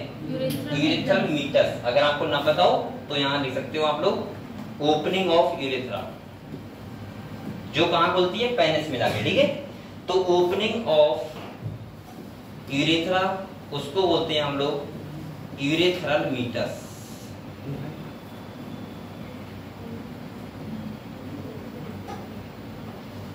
ठीक है बेटा, इतना क्लियर हुआ आप लोगों को? तो हमारी वन पेयर किडनी होती है। इसके बाद आप लोग बताओ, अगर कोई ब्लड लेके आएगा किडनी के लिए तो वो क्या होगी? Renal artery. क्या होगी? Renal artery. और जो किडनी से ब्लड लेके जाएगा वो क्या होगा? Renal veins. सही है। तो यहाँ पर क्या बेटा, ये देखो मैंने बोला, ये देखो ब्लड लेके आ रही है, तो ये क्या हो जाएगी बताओ? Renal artery. और ये ब्लड लेके जा रही है, इसका मतलब क्या होगा? Renal veins. मतलब जो किडनी में ब्लड को लेके आएगा वो होगा आर्टरी, और जो लेके जाएगा वो बस किडनी में लेके आ रहा है, इसलिए हमने उसका नाम क्या रख दिया? रीनल। समझ गए आप लोग? दूसरा समझो बेटा, इतना क्लियर है हम लोगों को अभी तक? सही है। दो pair, one pair kidney, one pair ureter, एक क्या है बेटा? यूरिनरी ब्लेडर, और एक क्या है? यूरेथ्रा। सही है। और यूरेथ्रा की ओपनिंग क्या बोलते हैं? यूरेथ्रल मीटस, जो कहाँ आके खुलता है? पेनिस में। और इसमें जो होता है, दो चीजें पास आउट होती हैं सेम डक्ट से, एक होता है यूरिन और दूसरा होता है सीमन। लेकिन एक बार में एक ही होगा पास आउट, दोनों नहीं होंगे। ठीक है, ये भी ध्यान रखना है। इतना क्लियर हुआ हम लोग? इसके बाद बेटा जो किडनी है इसके ऊपर एक ग्लैंड होती है, इसे बोलते हैं एड्रिनल ग्लैंड। ये भी कितने पेयर होती हैं? One pair. तो यानी कि वन पेयर क्या होती हैं? एड्रिनल ग्लैंड होती हैं। यहाँ पे कुछ लिखा हुआ है, देखो ये लिखा हुआ है इंफीरियर वीना कावा।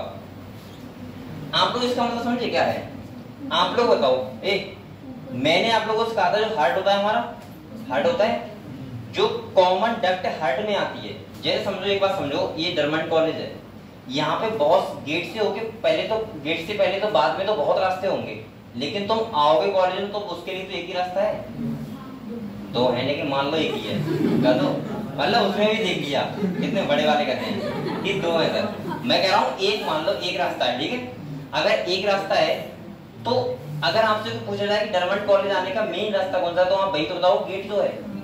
ऐसे ही ऐसे हार्ट का मानो, हार्ट के चैम्बर में तो हमारे सारी सेल, सारे ऑर्गन से ब्लड आ रहा है, लेकिन जो मेन गेट है उसको बोलते हैं वीना कावा। अब वहां पे दो, हाँ यहाँ पे भी दो गेट होते हैं, जैसे यहाँ पे दो गेट है, यहाँ पे भी दो गेट है। अब आ जाओ, सही है, एक है इंफीरियर, एक है सुपीरियर। इंफीरियर का मतलब है, ये देखो हमारा हार्ट यहाँ पे होता है, इंफीरियर का मतलब है नीचे वाले जितना भी ब्लड आएगा हार्ट में वो कौन सा होगा, इंफीरियर वीना कावा। और जो ऊपर से ब्लड आएगा, ब्रेन हो गया तुम्हारा और जितने भी और ऑर्गन हो गए, उनका कौन से आएगा, सुपीरियर वीना कावा। तो किडनी हमारी कहाँ है, नीचे है, और जब नीचे से ब्लड आएगा तो उसको क्या बोलेंगे, इंफीरियर वीना कावा। क्लियर हुआ, ठीक है। तो यहाँ से अब देखो ये वाला कौन सा ब्लड होगा बताओ, CO2 वाला, और ये कहाँ जा रहा है, हार्ट में, और ये जो आ रहा है वो कौन सा होगा, O2 वाला। क्लियर हुआ एकदम, ठीक है।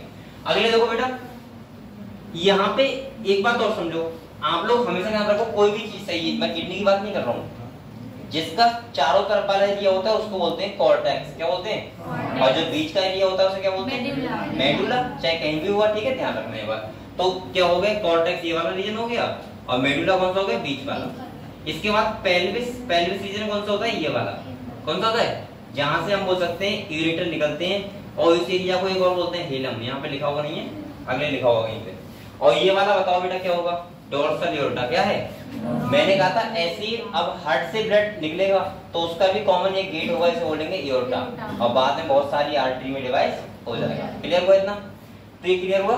तो पढ़े इसके बारे में क्या लिखा हुआ है, ठीक है, ये डायग्राम हुआ क्लियर। किसी को लिखना है क्या बेटा, लिख लिया, समझते रहो, पहले लिख लीजिए बस आसान है। चलो पढ़े यहाँ पे, अरे देखो एक बार से लाऊं पानी,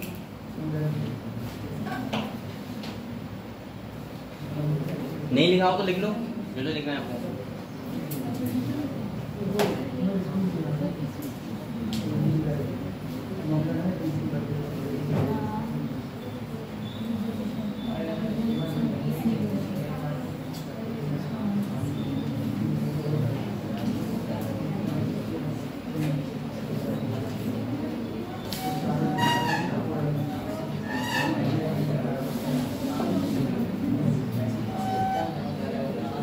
बेटा पहले ये बताओ, इतना क्लियर हो सबको, सब लोगों को क्लियर, ठीक है। तो इसके बारे में पढ़ते हैं हम लोग। देखो कह रहा है ह्यूमन एक्सक्रीटरी सिस्टम, तो हमें किसके बारे में पढ़ना है, ह्यूमन के बारे में, क्योंकि हम पढ़ रहे हैं ह्यूमन फिजियोलॉजी। यहाँ पे कह रहा है इन ह्यूमन, यहाँ पे देखो बेटा कह रहा है in human the excretory system consist of, क्या होता है, एक पैर किडनी होती है, एक पैर क्या होती है बेटा, यूरेटर। यूरेटर क्या होते हैं, जो यूरिन को लेके आते हैं, कहाँ पे, यूरिनरी ब्लैडर में, जहाँ पे यूरिन क्या होती है, स्टोर होती है, क्या होती है, स्टोर। अगले कह रहा है बेटा देखो, और कह रहा है एक क्या होता है, यूरेथ्रा। जो किडनी होती है हमारी रेडिश ब्राउन होती है, बीन शेप होती है, और कहाँ पे सेट होती है, तो between the level of last thoracic and third lumbar vertebra. ये क्या है देखो समझो, मैंने आपको ये बताया था कि जो हमारी वर्टिब्रल कॉलम होती है, ये पीछे रीढ़ की हड्डी, ये छोटी छोटी वर्टिब्रा से मिलकर बनी है, सही है, छोटी छोटी बोन से मिलकर, उन्हें बोलते हैं वर्टिब्रा। मैंने कहा था आपकी जो टोटल वर्टिब्रा होती हैं आपकी वर्टिब्रल कॉलम में, वो होती है 26, कितनी होती हैं, और बच्चों में होती है 33, ठीक है। जैसे आपकी सबसे पहले जो होती है उन्हें बोलते हैं सर्वाइकल वर्टिब्रा, क्या बोलते हैं, सर्वाइकल। इसके बाद कौन सी होती है, थोरेसिक, इसके बाद होती है लंबर, और इसके बाद होती है एक सैक्रल और एक कोकाइजियल। पता है आप लोगों को, ठीक है। सर्वाइकल जो होती है वो होती है गर्दन वाले रीजन में, हमारी जो नेक वाला रीजन होता है इसमें, और थोरेसिक कहाँ पे होती है, ये जो थोरेसिक चैम्बर बन रहा है तुम्हारा, तो ये वाला चैम्बर को थोरेसिक चैम्बर इसलिए तो बोलते हैं क्योंकि पीछे कौन सी वर्टिब्रा है, थोरेसिक। और इसके बाद देखो यहाँ पे क्या कर रहा है, कह रहा है बेटा लेवल ऑफ लास्ट थोरेसिक, और कह रहा है थर्ड लंबर, यानी कि तीसरी लंबर वर्टिब्रा तक हमारी किडनी आती है। तो आप लोग खुद देखो, आपकी जो रिब्स है, रिब्स ये पीछे यहाँ तक, ये थोड़ा सा ये तो है, यहाँ पे जाओगे तो लास्ट हो गई, यहाँ से स्टार्ट होती है तो मान लो यहाँ तक बस, यानी इतने बीच में ये सही है पीछे की साइड में। तो यानी कि ध्यान रखना लास्ट थोरेसिक और थर्ड लंबर वर्टिब्रा के बीच में क्या होती है, किडनी होती है। तो हमने कैसे पहचानी, अपनी वर्टिब्रा को देख के, यानी कि वर्टिब्रा कॉलम की वर्टिब्रा को देख के हमने बताया कि कहाँ पे सिचुएटेड होती है। अगले देखो कह रहा है बेटा close to the dorsal inner wall of the abdominal cavity each kidney of adult human measure, कितनी लंबी बड़ी होती है 10 से 12 सेंटीमीटर, और लेंथ कितनी होती है और विड्थ कितनी होती है, तो 10 से 12 कितना होगा बेटा, इतना इतना मान लो ना। अभी मैं किडनी दिखा दूंगा आपको, इतनी होती है लंबी और इतनी होती है चौड़ी, ठीक है, ज्यादा बड़ी नहीं होती, बहुत इतनी मोटी होती है। इसके बाद अगले क्या है बेटा, और वेट इसका कितना होता है 120 से 170 ग्राम, ये कितना सा हुआ, जरा सा हुआ 120 ग्राम, बहुत कम हुआ ना। अगले क्या कह रहा किससे, अब ऐसा भी हो सकता है कि हर किसी की किडनी में थोड़ा बहुत तो अंतर होगा, किसी की ऐसी हो सकती है कि 250 ग्राम की हो। अरे भाई हर हर हर आदमी में अलग अलग वेट होता है ना, किसी में बहुत ज्यादा, अब मैं ये नहीं कह रहा हूँ कि ऑर्गन बड़े होते हैं, वो फैट होता है पूरा, मसल्स होती हैं, लेकिन बेसिकली जो ऑर्गन होता है थोड़ा बहुत डिफरेंस हो सकता है यहाँ, लेकिन जो वैसे वजन में डिफरेंस होता है वो खाली किससे होता है, मसल से, ना कि ऑर्गन से। ऐसा नहीं किसी का हार्ट इतना बड़ा हो जाएगा अगर वो मोटा है तो, या किसी का जो ब्रेन होगा वो इतना बड़ा होगा, ऐसा नहीं हो सकता, ठीक है। ब्रेन और इन सब का साइज जो होता है वो क्या रहता है, सेम रहता है। अगले देखो यहाँ पे क्या कह रहा है,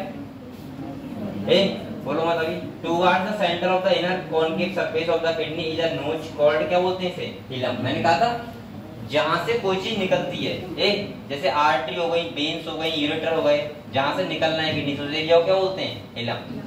इधर देखो यहाँ पे देख लो, एक डायग्राम और होगा, ये इसे देख लो एक बार,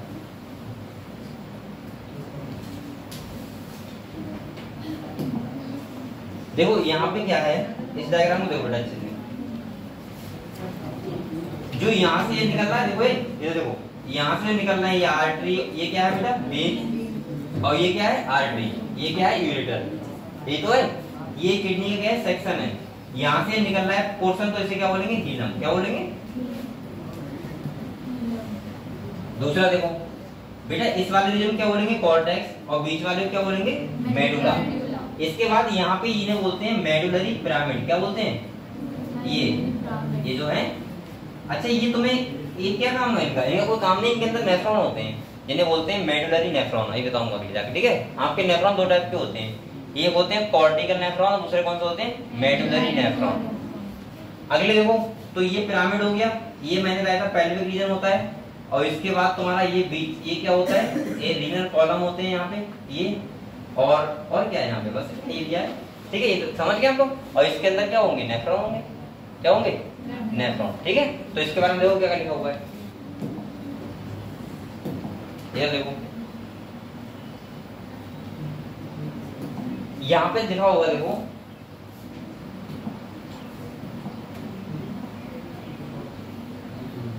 यहाँ पे देखो, ये कह रहा है बेटा kidney is notch called hilum through which ureter, जहां से यूरेटर निकलता है, ब्लड वेसल्स निकलती हैं, और क्या निकलते हैं, नर्व्स, उसे क्या बोलते हैं, हिलम एरिया। अगले कह रहा है बेटा inner to the hilum is a broad funnel shape space, इसे क्या बोलते हैं, renal pelvis with projection called calyx, सही है। अगले देखो कह रहा है the outer layer of kidney is a tough capsule, inside the kidney there are two zones, outer कौन सा होता है, कॉर्टेक्स, और इनर कौन सा होता है, मेडुला। और कह रहा है medulla is divided into a conical masses, इसे क्या बोलते हैं, मेडुलरी पिरामिड, क्या बोलते हैं, मेडुलरी पिरामिड। अगले कह रहा है projecting into the calyx the cortex extending between the, ये आप लोग याद कर लेना वरना कोई बात नहीं। कह रहा है मेडुलरी पिरामिड है renal column called column of Bertini, column Bertini पता है क्या होता है, यहाँ का रीजन, ये वाला, इसको बोलते हैं कॉलम ऑफ बर्टनी, सही है, इस वाले रीजन के बीच में। अगले कह रहा है बेटा ईच किडनी है जनरली, अब चलो पहले आप लोग ये पढ़ लो एक बार, जितना पढ़ा है सब पढ़ो एकदम, ठीक है, उसके बाद अगली बात करेंगे। अब मैं पढ़ाऊंगा आपको नेफ्रॉन के बारे में, किसके बारे में, नेफ्रॉन के बारे में, तो एक बार रिवाइज कर लो।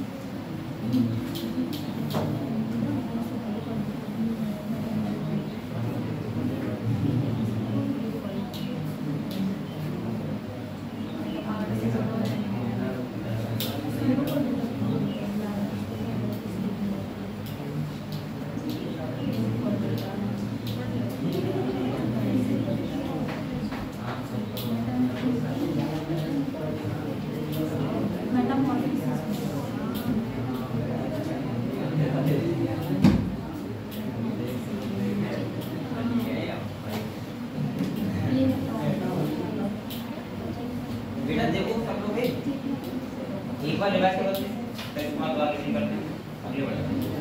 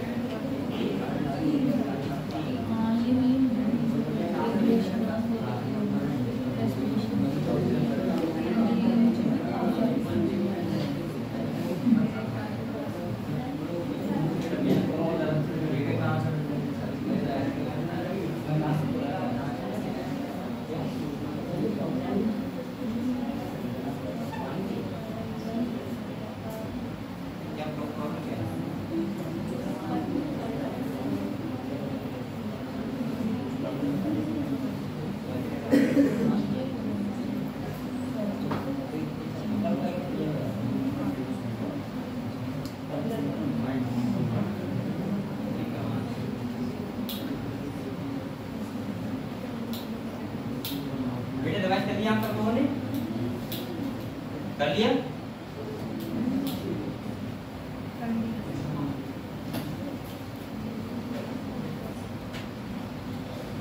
चलो फिर अगले बढ़े। किसी को डाउट है बताओ। सर फर्स्ट क्या होते हैं? ये अरे वो होते हैं एनिमल ये इसे बोलते हैं वो इंसेक्ट होता है क्या आपको? अभी होता है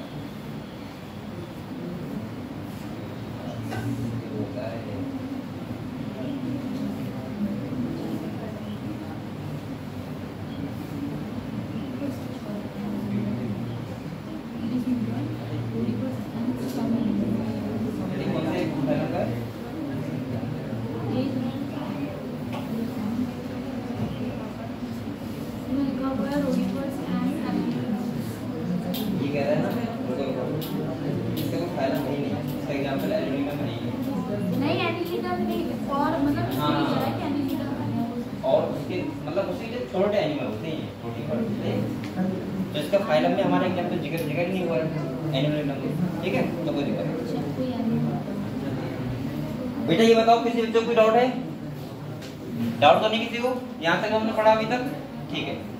तो अगले हम लोग बात करेंगे जो, अब आप लोग किताब आ जाओ। अगले जो हम लोग बात करेंगे अब वो करेंगे किसकी? नेफ्रॉन की। किस करेंगे? अच्छा ये बताओ, देखो जैसे मैंने कहा था एल्वेओलाई होते हैं, क्या होते हैं? एल्वेओलाई। उससे क्या बने होते हैं? लंग्स। यानी कि लंग्स का मतलब होता है गुच्छा ऑफ एल्वेओलाई, ठीक है? हमारा हार्ट जो बना होता है कार्डियक मसल से बना होता है, पता है आपको। ऐसी हमारी एलिमेंट्री गन कौन से मसल से बनी होती है? स्मूथ मसल से। ऐसी हमारा लीवर किससे बना होता है, पता है आपको? लीवर का स्मॉलेस्ट यूनिट क्या होता है? तो बच्चा बताएगा? लीवर का smallest unit structural and functional, बताओ। आपने हिपैटिक का नाम सुना है?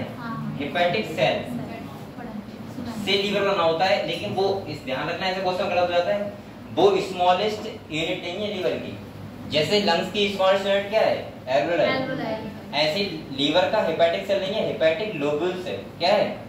Hepatic lobules. ऊपर लिख लो चाहे।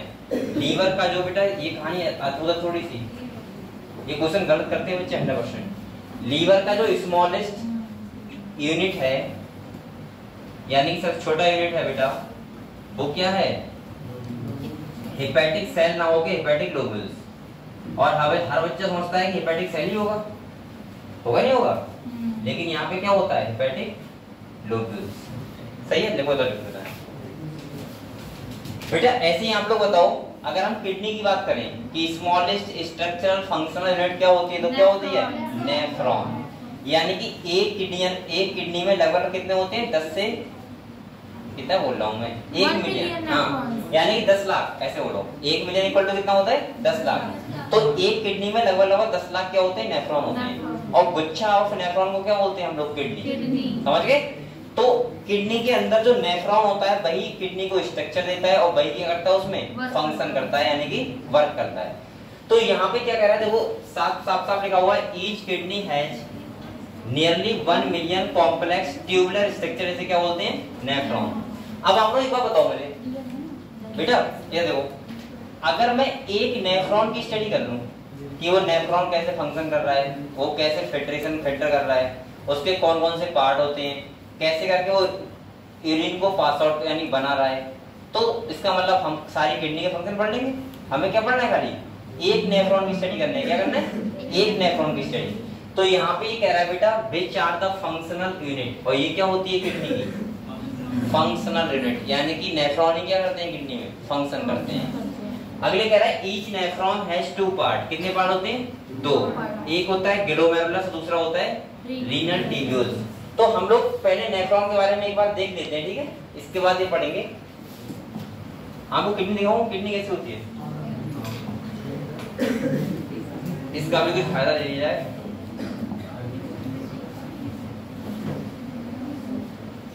मैं इस पे इसलिए आता हूँ, मैं डर लगा रहता है कहीं कुछ गड़बड़ ना हो जाए, रील बन जाए। अरे क्या बोल रहा है, रील बन जाती है, रील तो होता है, मैं एक रील देखी, यहाँ टीचर पढ़ा रहे होते हैं, थोड़ा गड़बड़ हो जाता है। क्या पढ़ना है हम लोगों को, किडनी है, किडनी। और ऐसे बोलो, किडनी रियल किडनी है, रियल, जिससे अच्छी वाली है, जो आपको देखे हाँ ये किडनी है, ये किडनी है, जो डॉक्टर पकड़ा हुआ है हाथ में, देखा है। अब ऐसे ये देखो, सही से पकड़ा हुआ है, ये किडनी है रियल, ये। अरे क्या हुआ, ये क्या आ गया, ये भी किडनी है, देखो ये पूरा वैसा दिख रहा है जैसे होता है किडनी। सही है, एक्चुअली जो हमें बाहर से दिखेगा राजमा लग रहा है। अब बेटा राजमा से बहुत बड़ी होती है, राजमा वो छोटा होता है, वो 10 से 12 सेंटीमीटर लंबी होती है, लेकिन आप लोगों को बड़ी दिख रही है। अच्छा सेब की बात कर रहे हो, तो ये तो कतई प्योर राजमा लग रहा है।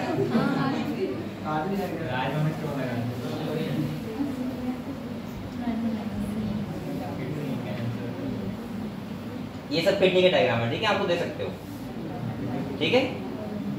ये देखो, ये भी कहते रियल लग रहा है, रियल है ये, तो ये भी किडनी है, ऐसा होता है रियल में। सही है। और आप लोग अगर किडनी की सर्जरी देखना ना, वो भी दिखा दूंगा, ठीक है चाहो तो। सर्जरी किडनी की फिर वो आ जाता है क्या जाते हैं ऑइड, पता नहीं वो वाले आते हैं, बहुत ज्ञानी भक्ति वाले, इसीलिए रहने दो। कोई ज्ञानी वाला ऐड आ गया तो तुम चक्कर में पड़ जाओगे, सर ने क्या दिखा दिया। ये देखो, तो यहाँ पे हम लोग बात कर रहे हैं किसकी, नेफ्रॉन की। किसकी कर रहे हैं बेटा, नेफ्रॉन।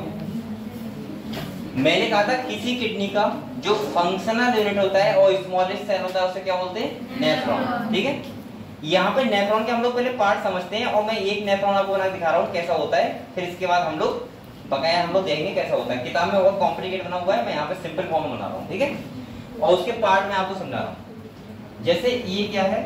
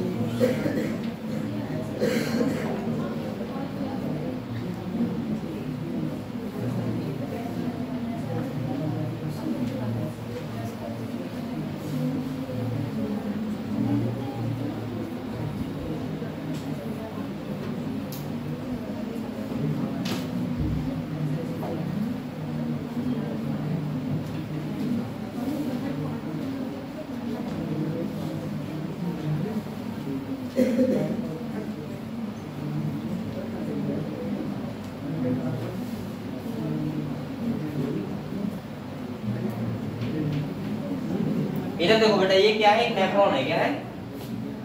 नेफ्रॉन। समझ लो आप लोग, ये क्या है? एक नेफ्रॉन है। ठीक है, अगर हम इसके पार्ट की बात करें तो आप ध्यान सुनो बेटा, इंपॉर्टेंट है। अब पूरे चैप्टर में हमें इसी के बारे में पढ़ना है, इसीलिए ध्यान सुनो। ये क्या है? ये ब्लड को लेके आ रही है। क्या आ रही है? ब्लड को लेके। सही है, एक बात मत करना। ये देखो, ये इंपॉर्टेंट है क्योंकि यही हम लोग पढ़ेंगे अगले जाके। ये ब्लड को क्या कर रहा है? लेके आ रहा है। तो यहाँ पे इसको बोलते हैं अफरेंट आर्ट्रियोल। क्या बोलते हैं? Afferent arteriole. और ये ब्लड को लेके जा रही है, इसको इसलिए इसको बोलते हैं इफरेंट आर्ट्रियोल। ये बात समझे आप लोग? यहाँ पे क्या होता है? गुच्छा टाइप का होता है इसी का, ब्लड कैपिलरी का, जिसे बोलते हैं हम लोग ग्लोमेरुलस। क्या बोलते हैं बेटा? ग्लोमेरुलस। और इसके बाद ये वाला पार्ट होता है, इसको बोलते हैं बूमेन्स कैप्सूल। क्या बोलते हैं? बूमेन्स कैप्सूल। और यहाँ पे जो रीजन होता है ये वाला, इसे बोलते हैं पीसीटी। क्या बोलते हैं बेटा? जिसका मतलब होता है प्रॉक्सिमल कॉन्वोल्यूटेड ट्यूब्यूल्स। और जो ये होता है हेनली लूप। क्या होता है? ये होता है EHL असेंडिंग हेनली लूप, और ये होता है DHL डिसेंडिंग हेनली लूप। ठीक है, और इसके बाद बेटा ये वाला कौन सा पोर्शन होता है? DCT। कौन सा? अच्छा, ये वाला डिसेंडिंग होता है। हाँ ठीक है। ये कौन सा होता है बेटा? CHL। और ये कौन सा होता है? EHL। समझ गए हम लोग? ये क्या होता है? DCT से बोलते हैं डिस्टल कॉन्वोल्यूटेड ट्यूब्यूल्स। और ये वाला रीजन जो होता है ये होता है कलेक्टिंग डक्ट। यानी कि मैं बोल सकता हूँ एक नेफ्रॉन के इतने सारे पार्ट होते हैं, जिसमें आप लोगों को हम लोग पढ़ेंगे हेनली लूप के बारे में, पीसीटी के बारे में, डीसीटी के बारे में, इफरेंट आर्टेरियोल के बारे में, बूमेन्स कैप्सूल के बारे में, और पढ़ेंगे ग्लोमेरुलस के बारे में। तो यहाँ पे आप लोग यही नेफ्रॉन कैसे फंक्शन करता है, कैसे यूरिन का फॉर्मेशन करता है, वो हम सब लोग पढ़ेंगे, सब चीजें पढ़ेंगे। और इसके बाद समझेंगे कि कैसे यूरिन का फॉर्मेशन होता है। ठीक है, तो ये सब तो हम कल पढ़ेंगे। बेसिकली मैं कल इसके बारे में दोबारा बताऊंगा। हमारा जो नेफ्रॉन डिवाइड होता है वो दो पार्ट में होता है। ये होता है बेटा ग्लोमेरुलस, और दूसरा होता है रीनल ट्यूब्यूल्स। रीनल ट्यूब्यूल्स का मतलब होता है यहाँ से पूरा स्ट्रक्चर अगले वाला। ठीक है, ऐसे बहुत सारे नेफ्रॉन क्या होते हैं? लगे होते हैं। सही है, और बहुत सारे नेफ्रॉन मिलके क्या करते हैं? यूरिन को बनाते हैं। और वो यूरिन बन के हल्के क्या होती है? स्टोर होती रहती है। कहाँ पे? यूरिनरी ब्लैडर में। समझ गए आप लोग?